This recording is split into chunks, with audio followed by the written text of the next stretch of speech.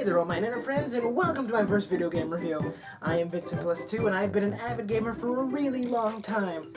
And when I really decided on doing my first video game review, after a long while really thinking about it, one game really came to mind. And that game is a game that definitely stands out in my mind. It's... Whoa. Hey, what's that? Nothing, I guess. Well, anyway, this game right here is a game that really sets... What the? It's Goofy time! No, Dad! No! It's Goofy time.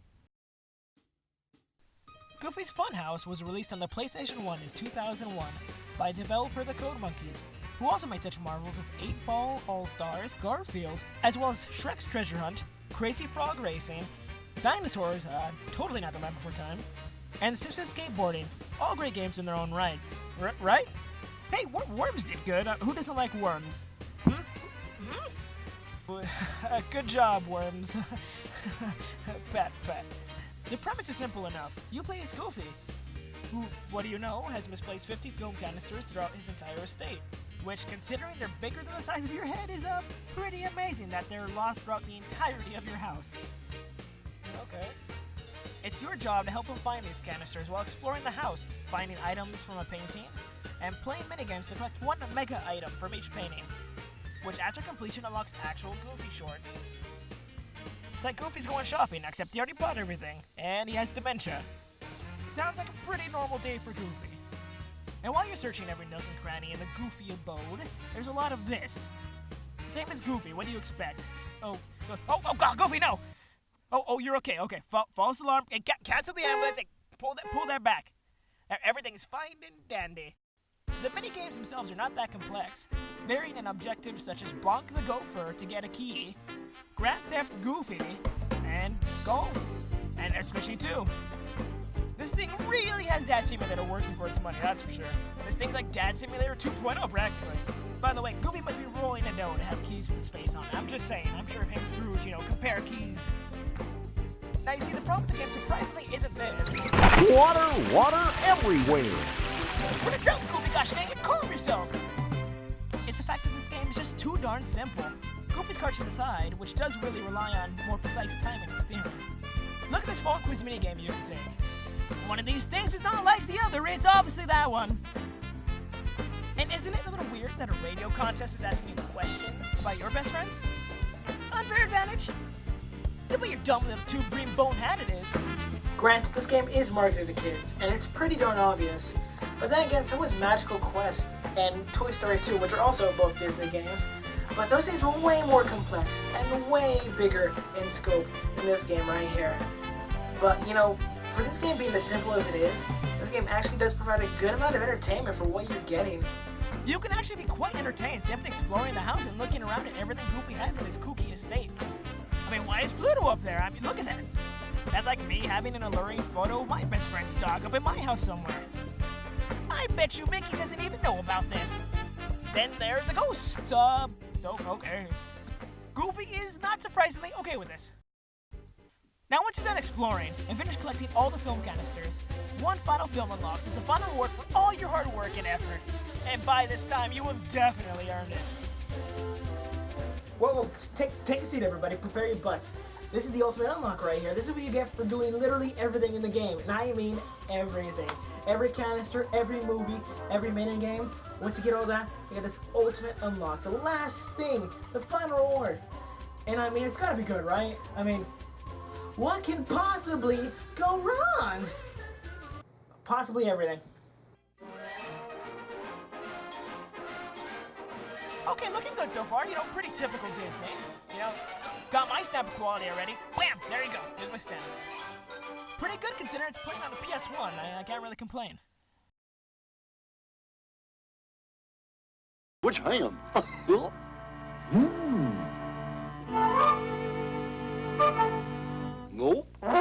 Witchcraft! Nope.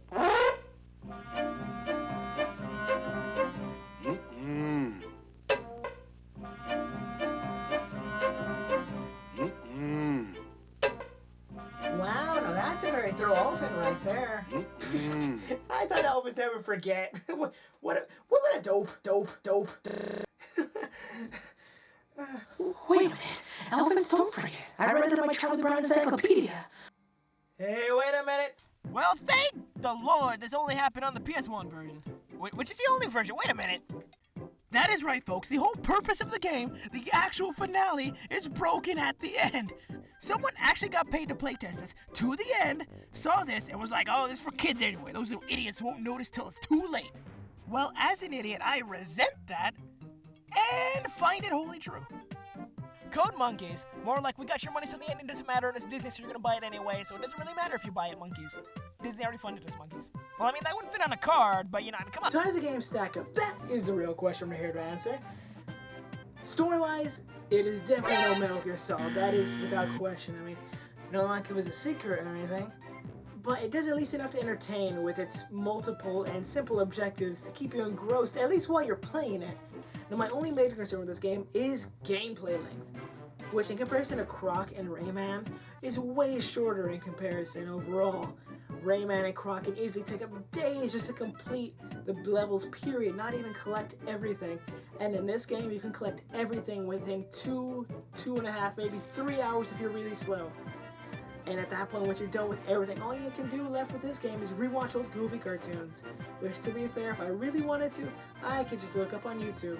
Which, to give them credit, was really nice back then, early 2000s. When this game came out, it was definitely nice to have all this stuff. You bought a game, you get free cartoons. It definitely didn't hurt. But in the modern era, if that's all you have left, it is definitely really nice. But it is nothing too essential. There's not much replay value to it. Overall, it's a decently fun and engaging experience that is pretty much something that won't keep you busy for too long, but will keep you entertained with the mini-games and movies that are littered within. Kept back mainly by simplicity and a short runtime. All in all, this game earns my score of a 7 out of 10, which you definitely shouldn't buy unless you like Goofy, you really like Disney anything, you like Disney games, or if this thing looked appealing to you in general, because with this game, you definitely get what you see. There's no hidden anything with this game. But if any of those apply to you, and you can find it for a decent price, then I'd definitely give it a shot. Like I said, I enjoyed my time playing it. It brought back a lot of nostalgia from when I used to watch a lot of Goofy cartoons and Disney anything, which I definitely still do. I'll go see Aladdin any day. Invite me over, I'll go watch that Beauty and the Beast anything. But if, you know, it's definitely something that you can check out. You may enjoy it. If you grew up as a Disney child, you probably will like it, at least for a little bit.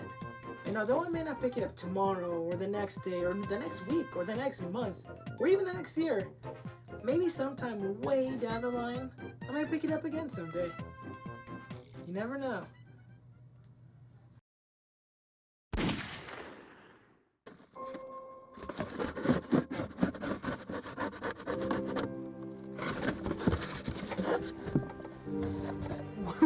Whoa.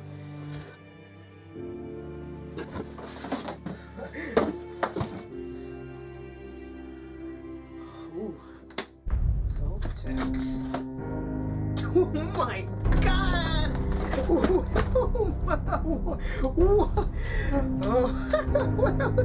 my God! Oh my God! What am I doing here? I'm like, oh, Goofy's FunHouse.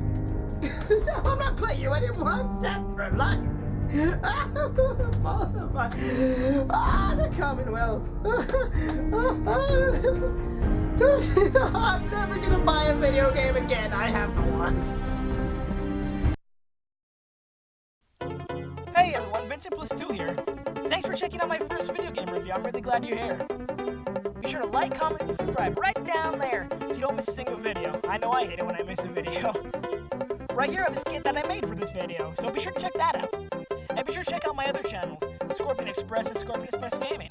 Definitely have a lot of gameplay videos on there, and video skits on there, so if you really like this, be sure to check that out.